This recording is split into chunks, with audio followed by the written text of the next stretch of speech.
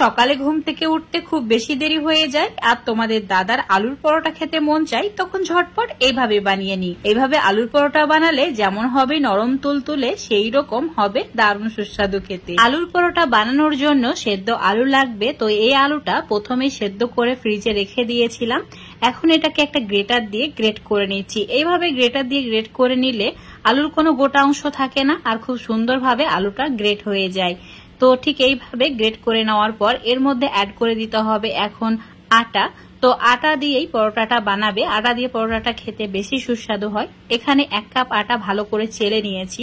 তারপর অ্যাড করে দিচ্ছি 2 চামচ মতো চিলি ফ্লেক্স। এখানে শুকনো লঙ্কাকে মিক্সারে দিয়ে চিলি ফ্লেক্স বানিয়ে নিয়েছি, সেটা অ্যাড করেছি। তারপর দিয়েছি ধনে পাতা কুচি, তার সঙ্গে 1/2 চামচ মতো জোয়ান। এইভাবে হাত দিয়ে ভালো করে ঘষে নিয়ে অ্যাড করবে। সেই সঙ্গে অ্যাড করে দিতে হবে সামান্য পরিমাণে কাসুরি মেথি, না থাকলে না দিলেও হবে। এবার দিয়ে দিতে হবে অল্প পরিমাণে গোটা জিরে, আর দিয়ে দিতে হবে আদা রসুন বাটা, হলুদ গুঁড়ো, সামান্য পরিমাণে জিরের গুঁড়ো, আর দিয়ে দিতে হবে স্বাদ মতো নুন। আলুর পরোটা আরো বেশি সুস্বাদু করার জন্য এখানে দিয়ে দিতে হবে 3 থেকে 4 চামচ মতো বেসন, আর এখানে ছোলার ডালের বেসন নিয়েছি। এবার সমস্ত কিছু এইভাবে মিশিয়ে নিতে হবে, আর এই কাজটি একটু সময় নিয়ে করতে হবে যাতে সমস্ত কিছু ভালোভাবে মিশে যায়। এবার এর মধ্যে অ্যাড করে দিতে হবে জল। তো এখানে প্রথমে 1 কাপ নর্মাল জল অ্যাড করছি, তারপর মিশিয়ে নিচ্ছি।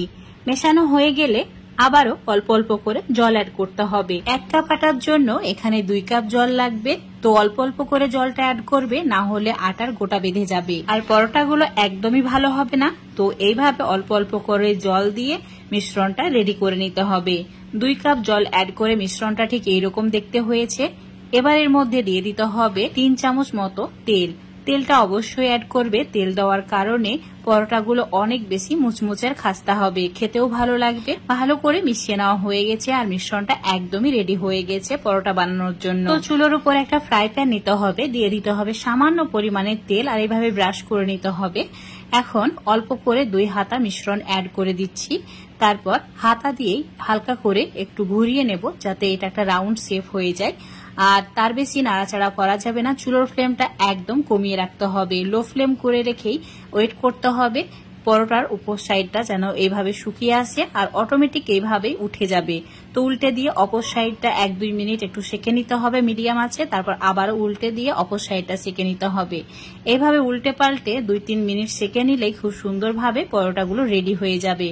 অল্প করে এখানে তেল, বাটার, ঘি যেটা ইচ্ছা সেটা ব্রাশ করে নিতে পারো। এতে পরোটাগুলো দেখতে ভালো লাগবে আর খেতেও ভালো লাগবে। যদি তোমাদের পরোটার মধ্যে তেল বা ঘি দিতে পছন্দ না করো তাহলে না দিলেও হবে। এইভাবে উল্টে পাল্টে সবগুলোকে হালকা লালচে করে ভেজে নিচ্ছি।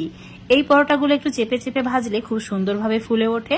এতটা নরম পাতলা হয় যে এগুলো ফোলাতে একটু কষ্ট হবে, কিন্তু এগুলো ফুলে যাবে। তো একটু টাইম নিয়ে ভেজে নিতে হবে। দেখতেই পাচ্ছ খুব সুন্দরভাবে ভাজা হয়ে গেছে, আর বাকিগুলো একইভাবে ভেজে নেব। আজকের এই আলুর পরোটা রেসিপিটা এতটাই মজার হয় যে একবার এভাবে বানিয়ে খেয়ে দেখতে পারো। যে কোনো সময় অতিথি আপ্যায়নেও বানাতে পারবে। এইভাবে পরোটা বানিয়ে প্রিয়জনদের যদি খাওয়ানো হয়, যে খাবে সেই প্রশংসা করবে আর বারবার তোমাকে রিকোয়েস্ট করবে এইভাবে পরোটা বানানোর জন্য। দেখতে পাচ্ছ এই পরোটাগুলো কতটা লোভনীয় হয়েছে।